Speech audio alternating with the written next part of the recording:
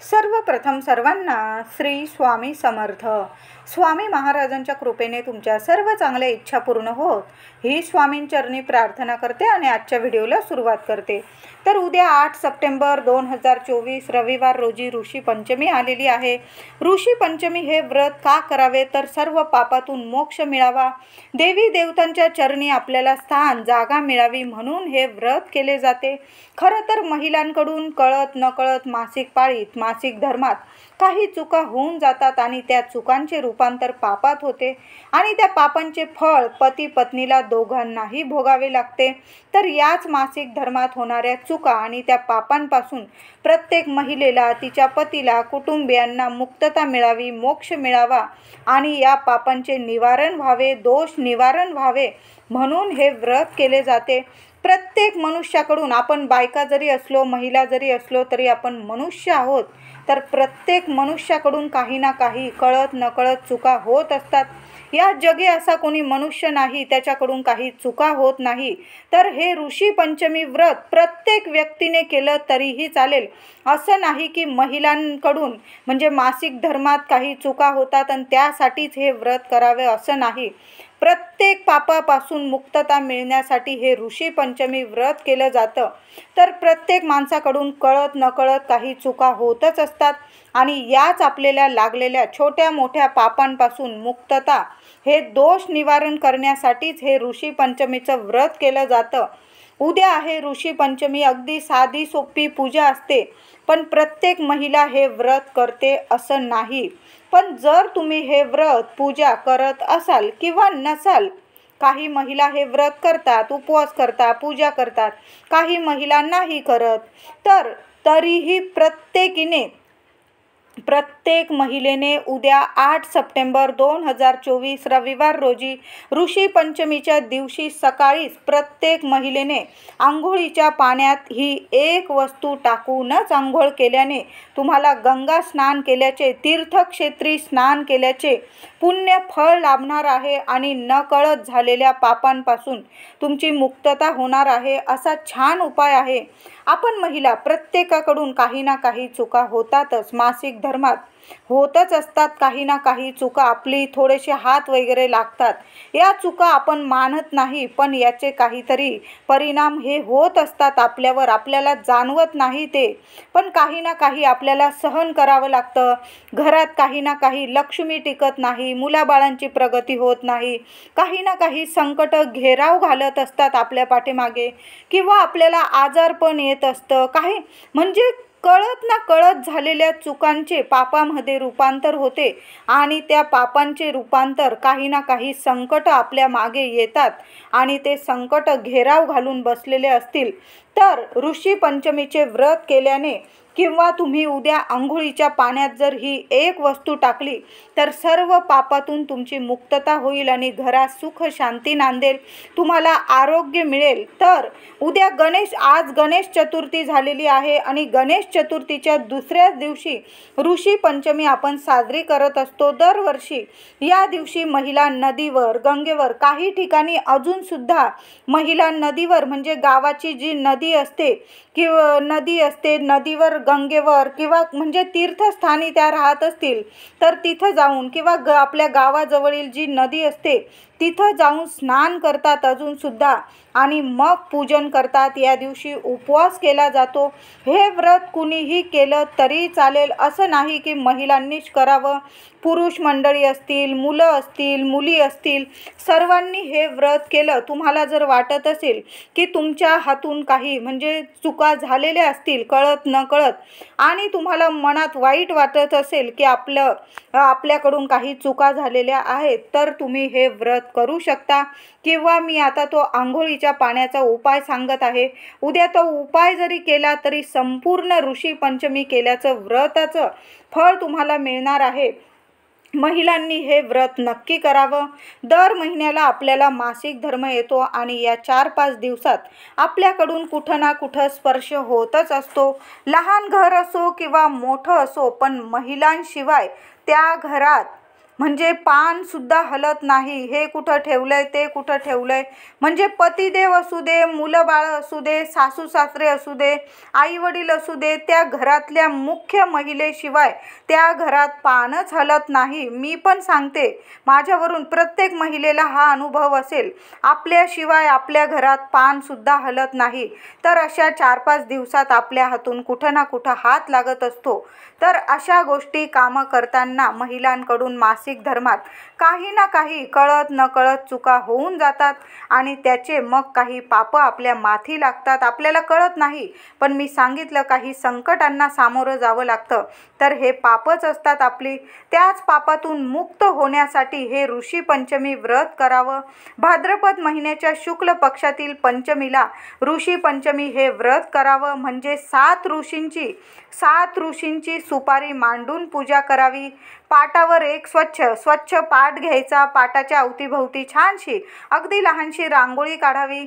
त्यावर स्वच्छ एक पांढरा किंवा लाल पिवळा जो तुमच्याकडं कपडा असेल, देवांना वापरता तो स्वच्छ धुतलेला असला तरीही चालेल, पण स्वच्छ एक कापड घ्यायचं, वस्त्र अंथरून घ्यायचं. पाटाभोवती छोटीशी रांगोळी काढा. त्यावर 2-2 विड्यांची पानं घ्यायची किंवा तुमच्याकडे विड्याची पानं नसेल, तुमच्या घराजवळ आंब्याचं झाड असेल, त्या आंब्याची झाडाची पानं तुम्ही धुवून घेतली तरीही चालेल. त्यावर पहिली सुपारी प्रथम श्री गणेशाची. आपल्या घरात जरी गणपती बाप्पा बसत असेल, पण कुठलीही पूजा मांडताना प्रथम आपण गणपती बाप्पाची सुपारी मांडायची आहे. तर प्रथम पहिली सुपारी श्री गणेशाची आणि मग 2-2 पानांवर एक सुपारी, अशी 7 सुपारी, 7 ऋषी समजून आपल्याला सुपारी मांडायची आहे. म्हणजे तुम्हाला कळलंच असेल, एक पाट घ्यायचं, त्यावर स्वच्छ वस्त्र अंथरायचं, त्यावर पहिली सुपारी आपल्या गणपती बाप्पाची आणि नंतर 7 ऋषींची 7 सुपारी, अशा 8 सुपारी तुम्हाला या पूजेसाठी लागणार आहे. छान 2-2 पानं घ्यायची, विड्याची घ्या किंवा आंब्याची, एकावर एक पानं ठेवा आणि त्यावर एक सुपारी. पैसा नाही ठेवला तुम्ही तरीही चालेल, फक्त सुपारी मांडायची आहे. पहिली सुपारी गणपती बाप्पाची आणि मग 7 सुपाऱ्या सलग मांडायच्या, त्या म्हणजे 7 ऋषींच्या. त्याचबरोबर तिथं फळं असतील तुमच्याकडं, 5 प्रकारची फळं असतील किंवा मिठाई असेल, ड्रायफ्रूट असेल, दूध, साखर, खडी साखर, म्हणजे जो असेल नैवेद्य, गूळ खोबरं, कुठलाही नैवेद्य, गोडाधोडाचा नैवेद्य दाखवायचा आहे. त्याचबरोबर हळदी कुंकू, आधी गणपती बाप्पाला हळदी कुंकू, नंतर 7 सुपारींना, 7 ऋषींना हळदी कुंकू, अक्षता, फुलं व्हायची आहे आणि या पूजेत गणपती बाप्पाला थोड्या का होईना दुर्वा व्हायच्या आहे. आणि 7 ऋषींना आघाड्याला खूप महत्त्व आहे. ऋषी पंचमीला असू दे किंवा श्रावण महिना सुरू होता बरोबर पत्री पूजनाला खूप महत्त्व असतं आणि या पूजेत, ऋषी पंचमीच्या पूजेत तुम्ही काही नाही अर्पण केलं तरीही चालेल, पण ज्या आपण पाटावर 7 सुपाऱ्या मांडू त्या प्रत्येक सुपारीला, प्रत्येक ऋषींना आपल्याला आघाड्याचं पान अवश्य व्हायचं आहे. म्हणून सकाळी आंघोळ झाल्यानंतर आपल्या घरात हे आघाड्याचं पान महिलांनो अवश्य आणा. पुरुष मंडळी माझ्या दादांनी आणलं तरीही चालेल. आघाड्याचं पान तुम्हाला म्हणजे फूलवाल्या दादांकडं मिळून जाईल. नक्की घेऊन या, शोधा जरासं, पण एक जरी आघाड्याचं पान तुम्ही त्या दिवशी, म्हणजे एक आघाड्याचं पान असलं आणि 7 सुपाऱ्या मांडले, 7 सुपाऱ्यांना मिळून जरी तुम्ही एक पान जरी वाहिलं तरीही तुम्हाला खूप खूप छान फळ मिळणार आहे. संपूर्ण ऋषी पंचमी केल्याचं फळ मिळेल आणि सर्व पापातून आपली मुक्तता होईल, दोष निवारण होतील. तर आघाड्याच्या पानाला खूप महत्त्व आहे. एक तरी आघाड्याचं पान उद्या ऋषी पंचमीच्या पूजेत आपल्याला व्हायचंच आहे. तुम्ही पूजा करा किंवा नका करू, तुम्ही आपल्या देवघरात आघाड्याचं पान अवश्य ठेवायचं आहे. त्याचबरोबर दुसऱ्या दिवशी ही पूजा आपल्याला रात्रभर तशीच ठेवायची आहे. दुसऱ्या दिवशी षष्टीला उत्तर पूजा करायची. उत्तर पूजा करताना साध्या भोळ्या मनाने दिवा अगरबत्ती ओवाळून नमस्कार करा, प्रार्थना करा आणि पूजेला नमस्कार करून क्षमा याचना मागून घ्या. हळदी, कुंकू, फुला, अक्षता, दही भाताचा नैवेद्य अवश्य दाखवा. गोळाभर दही भात घ्या आणि त्याचा नैवेद्य दाखवायचा आहे आणि मग पूजा निर्माल्यात विसर्जित करायची. तो दही भाताचा नैवेद्य तुम्ही प्रसाद स्वरूप खाल्ला तरीही चालेल. फळं असतील, आपण पूजेत ठेवलेली ती फळं प्रसाद म्हणून खाल्ले तरीही चालेल. ते फळं तुम्ही इतरांना शेजारी पाजारी वाटले तरी काहीही हरकत नाही. या दिवशी म्हणजे या व्रताचे काही नियम आहे. या दिवशी बैलांच्या कष्टाचे अन्न खाल्ले जात नाही. थोडक्यात म्हणजे तुमच्या कष्टाच्या भाज्या अन्न खायचे आहे. तुम्ही उगवलेले असतील, तुमचे गार्डन असेल आणि त्या भाज्या खाल्ल्या तरीही चालेल. या दिवशी ब्राह्मणाला दान करणे खूप महत्त्वाचे आहे.